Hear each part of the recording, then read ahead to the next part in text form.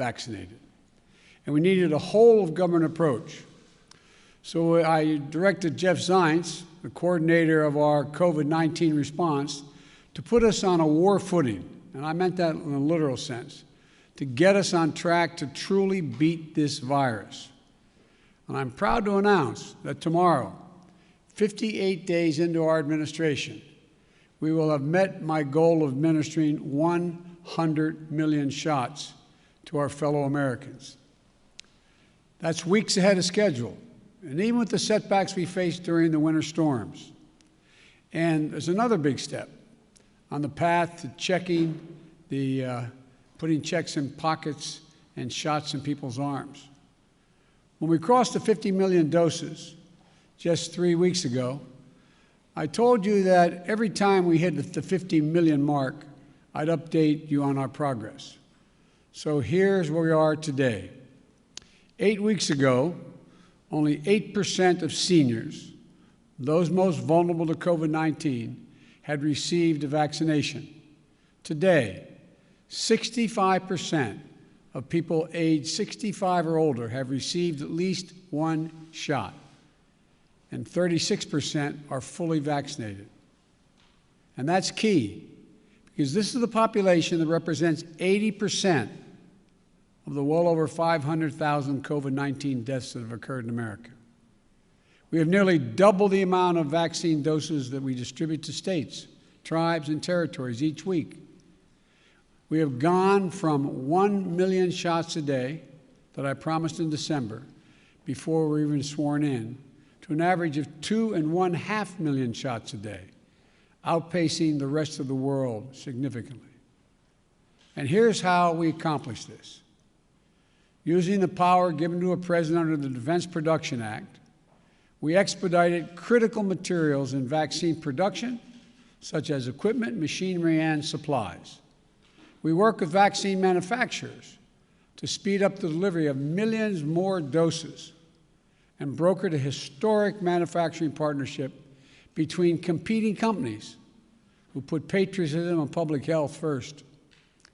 These steps put us on track to have enough vaccine supply for every adult American by the end of May, months earlier than anyone expected. And we stood up or supplied more than 600 community vaccination sites that are administering hundreds of thousands of shots per day. We launched the federal pharmacy program, which has allowed millions of Americans to get a shot at one of 14,000 local pharmacies in this country, the same way they get their flu shot. And for folks who aren't near a pharmacy or mass vaccination center, we've supplied more than 500 mobile clinics, like pop-up sites or vans, meeting people where they are. We deployed nearly 6,000 federal personnel, including FEMA, active duty military, and Department of Health and Human Services to support vaccinations and serve as vaccinators, putting the needle in people's arms. We're also supplying vaccines to community health centers to reach those who have been the hardest hit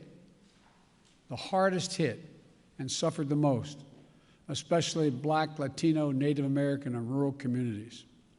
This is really important because we believe that speed and efficiency must be matched with fairness and equity. Now, when President Harris and I took a virtual tour of a vaccination center in Arizona not long ago, one of the nurses on that tour, injecting people, giving vaccinations, said that each shot was like administering a dose of hope. A dose of hope. That's how she phrased it. Behind these 100 million shots are millions of lives changed when people receive that dose of hope. Grandparents can hug their grandchildren again. Frontline workers who can show up at their jobs without the same fear they used to have. Teachers with the confidence to head back into the classroom. These milestones are significant accomplishments, but we have much more to do, much more to do. And the American Rescue Plan will help us do it. In addition to the cash payments it provides to you and your families, it also provides the funds to add vaccinators, to supply more community vaccinations, support more community vaccination centers, and increase testing. It'll help us accelerate nationwide efforts to reopen our schools safely. And as I told the nation last week, I've directed all states, tribes, and territories to make all adults eligible to be vaccinated no later than May the 1st. I'm glad to see that several states are already taking that step to make more and more Americans eligible, even before May 1st. Tomorrow, we will hit 100 million doses our administration has administered. But I've always said, that's just the floor. We will not stop until we beat this pandemic. Next week, I will announce our next goal to put shots in arms. This is a time for optimism, but it's not a time for relaxation. I need all Americans, I need all of you to do your part. Wash your hands, stay socially distanced, keep masking up as recommended by the CDC, and get vaccinated when it's your turn. Now's not the time to let down our guard. In the last week, we've seen increases in the number of cases in several states. Scientists have made clear that things may get worse as new variants of this virus spread. Getting vaccinated is the best thing we can do to fight back against these variants. While millions of people are vaccinated, we need millions more to be vaccinated. And again, I need you to get vaccinated when it's your term and you're able to do that. I need your help. I need you to help. Not just the country, but your family, your friends, your neighbors. Get them vaccinated as well. If we keep our guard up, stick together, and stick with the science, we can look forward to a 4th of July that feels a bit more normal, with small groups able to gather for cookouts in backyards, and where we began to declare our independence on Independence Day from the virus. Look, together we're going to come through this stronger, with renewed faith in each other and our government that fulfills its most important function, protecting the American people.